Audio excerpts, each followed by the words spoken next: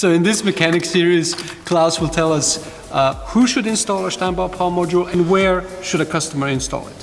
What do we recommend? We recommend a professional dealership who knows their engines, machines. Regardless if they're a car dealership or egg dealership or whatever.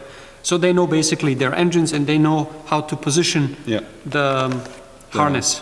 And how to mount the wiring loom. Okay, with this one. zip ties. Zip ties. If someone is a car professional, but let's say, what do you recommend? When you are sure you can install that one, you know, keep the wiring loom away from sharp edges, use zip ties. It should be not the problem to install it for yourself. Okay. Doesn't matter. Doesn't matter. And if they're somewhere here in the area, they're definitely invited. So, you heard it. Until the next episode, stay tuned and tune safe. Servus. Ciao.